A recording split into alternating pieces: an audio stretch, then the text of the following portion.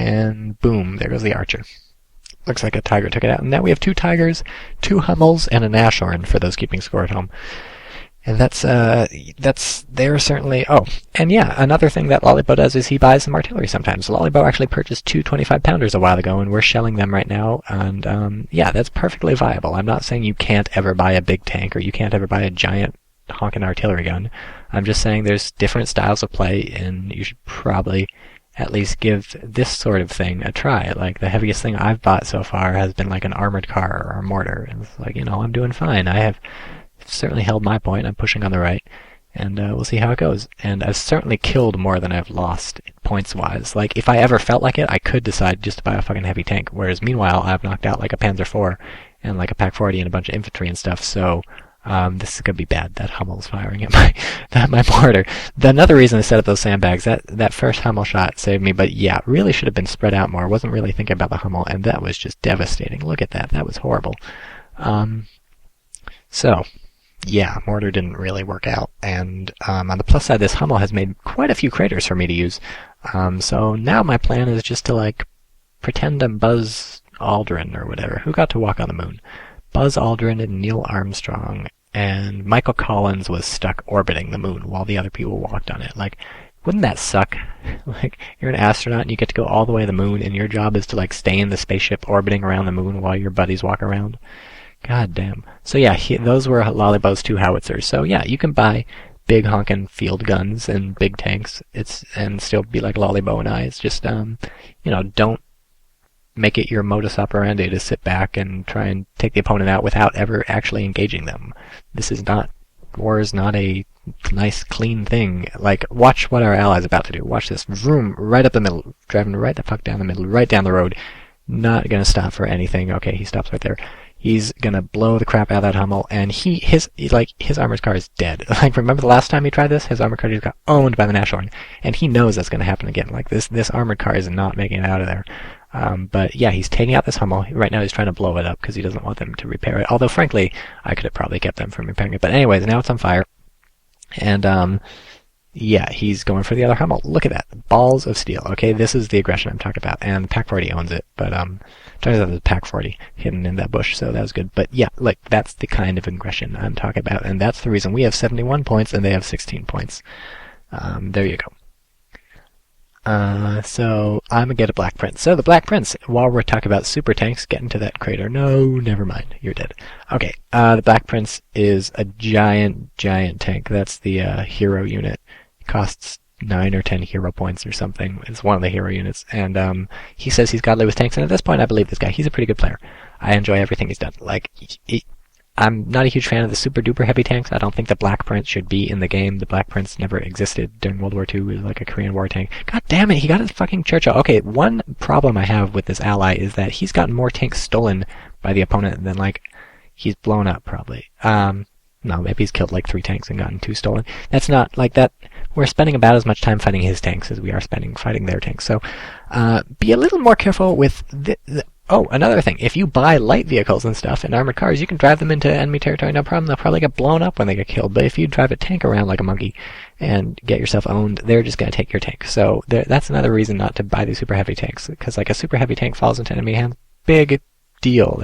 I mean actual big deal, not sarcastic big deal. Like, now they have a Celchuuu. That's really bad. But if they had like a Tetrarch, it would be like, oh, well, that's fantastic. Let us know how that works out for you. I don't give a shit. So now that this Hummel's dead, there's still another Hummel, obviously, but I figure he's pretty much occupied shelling the middle 24/7. An elephant. God, they bought an elephant too, so that's another huge tank. And meanwhile, I'm buying a Daimler armored car. So there's your comparison for the day: elephant versus armored car.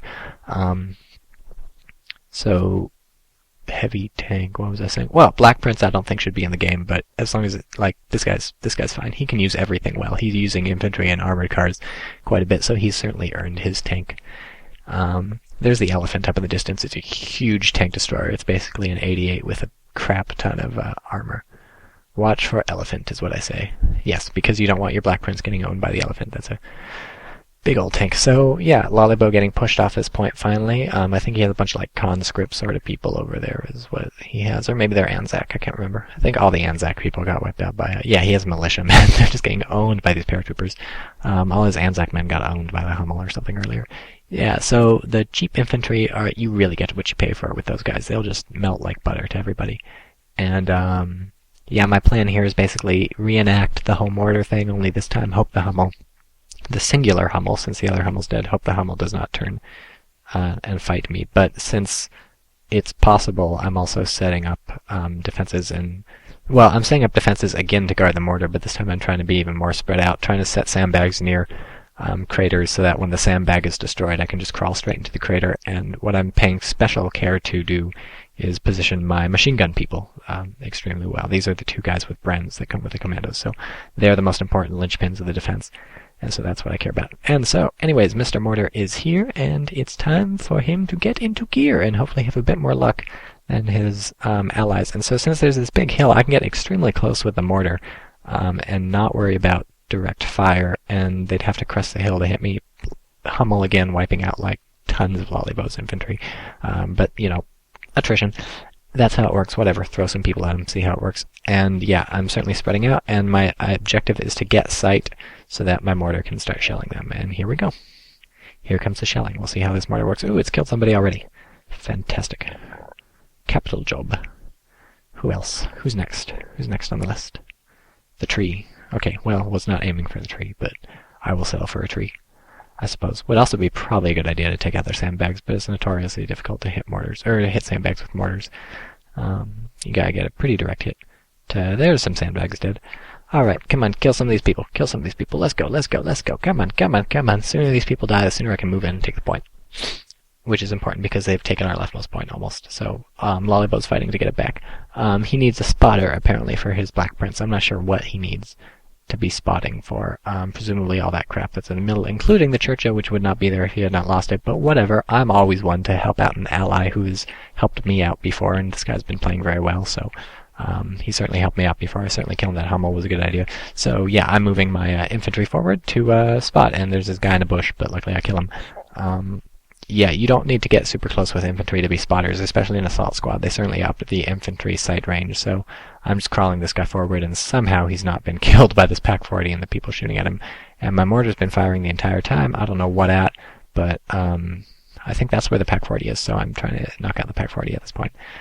Because that would be nice to decrew that thing again, because we saw how well that worked last time. There's a vehicle on the way, and I'm like, oh shit, oh shit, oh shit, oh shit, oh shit, and it turns out I didn't have to worry because my armored car was ready, he was ready, and I just hope this thing explodes, because right now I kept not hitting important parts, and then I hit an important part, and a Hummel kills 2 tank crewmen. So, still the Hummel with the barrage. And now I feel like it's probably safe to move in because, like you saw, I wasn't paying attention to my mortar for 20 minutes, so I assume that he's killed some people. So yeah, I'm just spreading all my people out in all sorts of directions, and I figure, worst case scenario, a couple of them will encounter enemy infantry, they'll get killed, but the mortar will know where the enemy infantry is, and look, it's the Tiger driving up behind the TychoCelchuuu. And at this point, I realize that the Tiger is driving parallel to the map, which means he's actually heading straight towards me. And we can confirm this now because there's Mr. Tiger. And so I'm like, oh, well, that's great. I'm thinking maybe I'll hit you with an AT grenade if you do something silly. But there's a guy in that trench, or in that thing, and now there isn't a guy in that thing. So I'm telling everybody to swap to their AT grenades just to be safe. My other priority is to cap this thing. And here comes Mr. Tiger. I'm thinking I might actually pull this off. I might actually be able to hit him with a grenade, and then, no, turns out that's not gonna work, because that guy is dead, and the Crusader is also dead. I don't know what the Crusader was, but my ally had a Crusader. Oh, there it is on the left that he sent to, I don't know, deal with the Tiger or something. That's dead. I'm thinking maybe APCR from my Daimler armored car, and then I'm like, well, maybe, and then I realized, no, it's out of range, and it's not gonna penetrate anyways, and, but I don't move my armored car too far back because he's supposed to be bait for the Tiger bait. And here comes the Tiger. What could easily be a very, very, very big problem is maybe going to solve itself if he drives too close with that infantry support. and I don't know why he hasn't been owning people. Black Prince does manage to knock out some sort of tank, it looks like, or at least most of the people inside a tank. But yeah, unfortunately he was driving backwards with this tiger, so it doesn't look like I'll be able to get him. But the reason I haven't run my mortar away and the reason I put on sandbags to protect him is because I want my mortar to nail that guy on top of the tiger, and Elephant just knocks out Lollybow's Firefly. So I want that guy on top of the tiger to be dead so that it's got less sight, and also so that it loses a crewman.